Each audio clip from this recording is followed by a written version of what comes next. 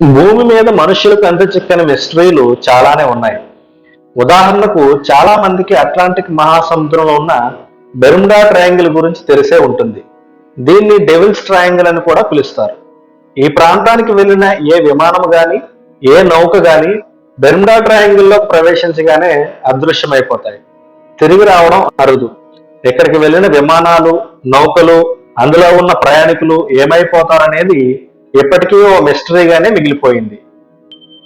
ఇక్కడ ఇప్పటి వరకు 50 ఓడలు, 20 విమానాలు అదృశ్యమయ్యాయి. ఆ మిస్టరీని ఛేదించడానికి అనేక మంది ప్రయత్నాలు చేశారు. ఇటీవల నిక్ హాచింగ్స్ అనే ఖనిజ నిపుణుడు బెర్ముడా ట్రయాంగిల్లో అగ్నిపర్వత శిల ఉందని, నావిగేషన్ పరికరాలను పనికిరానిదిగా చేసి ఓడలను తన వైపుకు లాగుతున్నట్లు పేర్కొన్నారు. బెర్ముడా ట్రయాంగిల్లో జరిగిన ఈ రహస్యమైన అదృశ్యాల గురించి విభిన్న వాదనలు వినిపిస్తుంటాయి. అయితే ఇలాంటిదే మరొక రహస్య ప్రదేశం ఉంది. అదే అలాస్కా ట్రయాంగిల్. అలాస్కా ట్రయాంగిల్ అనేది యునైటెడ్ స్టేట్స్ లోని అలాస్కా రాష్ట్రంలో ఆంకరేజ్, జోనై, ఉత్వియాగ్విక్ నగరాల మధ్య ఉన్న ఒక రహస్యభరిత ప్రాంతం. ఇది సముద్రంలో కాకుండా భూమిపైనే ఉంది. ఈ ప్రాంతం అనేక మిస్టరీలు, అదృశ్యాలతో ప్రపంచవ్యాప్తంగా ప్రసిద్ధి చెందింది. ఈ అలాస్కా ట్రయాంగిల్ రహస్యం వెనుక ఉన్న వింతలు, అపోహలు మరియు కొన్ని శాస్త్రీయ వాదనలను పరిశీలిద్దాం. అలాస్కా ట్రయాంగిల్ ప్రపంచంలో అత్యంత ఎక్కువ మంది అదృశ్యమయ్యే ప్రదేశంగా గుర్తింపు పొందింది. 1972 నుంచి ఇప్పటి వరకు ఈ ప్రాంతంలో 20,000 మందికి పైగా కనిపించకుండా పోయారు. ఈ ట్రయాంగిల్ మొట్టమొదటిగా 1972 అక్టోబర్లో ప్రపంచం దృష్టికి వచ్చింది. 1972లో ఒక చిన్న విమానంలో అమెరికా హౌస్ నేత థామస్ హేల్ బోక్స్, అలాస్కా కాంగ్రెస్ నేత నిక్ బెగిచ్, అతని సహాయకుడు రసెల్ బ్రౌన్ మరియు పైలట్ జాన్ జోన్స్ కలిసి ప్రయాణిస్తుండగా విమానం అలాస్కా ట్రయాంగిల్ వద్దకు చేరగానే అదృశ్యమైంది. ఈ సంఘటన తర్వాత వారిని కనిపెట్టేందుకు అధికారులు భారీ సెర్చ్ ఆపరేషన్లు నిర్వహించారు. అయితే ఎంత వెతికినా ఆ నలుగురు మృతదేహాలు గాని, కనీసం ఆ విమానం గాని ఇప్పటికీ దొరకలేదు. ఈ సంఘటన చుట్టూ అప్పట్లో ఎన్నో కుట్ర కోణాలు పుట్టుకొచ్చాయి.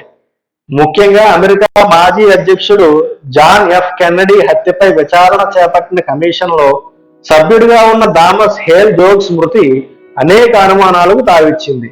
అయితే ఈ విమానం అదృశ్యమవడానికి ఆ కారణాలకు సంబంధం లేవని తేల్చారు. తర్వాత 1975లో మరొక సంఘటన చోటు చేసుకుంది. గ్యారీ ఫ్రాంక్ సోదర్డెన్, న్యూయార్క్ కు చెందిన 25 ఏళ్ల యువకుడు అలాస్కన్ అటవీ ప్రాంతంలో వేటకు వెళ్లి తిరిగి రాలేదు.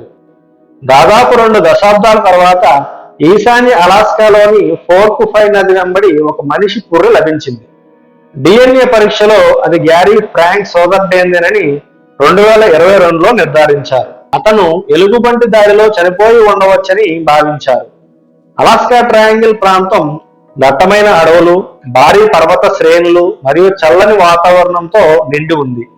ఇక్కడ జనాభా చాలా తక్కువగా ఉంటుంది. ఈ ప్రాంతంలో ఎలుగుబంట్ల వంటి వన్యప్రాణులు ఈ భయంకరమైన పరిసరాలు మరియు పరిస్థితుల కారణంగా ప్రతి సంవత్సరం ఈ ప్రాంతంలో సుమారు 2250 మంది అదృశ్యమవుతారు.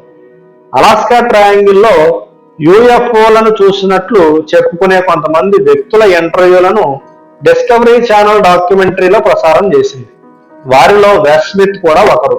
ఈ ప్రదేశంలో కొన్ని విమానాలు చాలా తక్కువ ఎత్తులో, అవి సాధారణ విమానాల మాదిరిగా కనిపించడం లేదని, అదే సమయంలో అవి ఎటువంటి శబ్దం చేయవని తెలిపారు.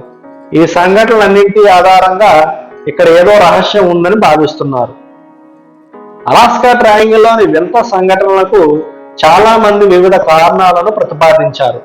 ఈ ప్రాంతంలో నావిగేషన్, కమ్యూనికేషన్లకు అంతరాయం కలిగించే అసాధారణమైన అయస్కాంత కార్యకలాపాలు, మ్యాగ్నెటిక్ యాక్టివిటీస్ ఉన్నాయి. మరికొందరు గ్రహాంతర వాసుల ప్రమేయం ఉండవచ్చని సూచిస్తున్నారు.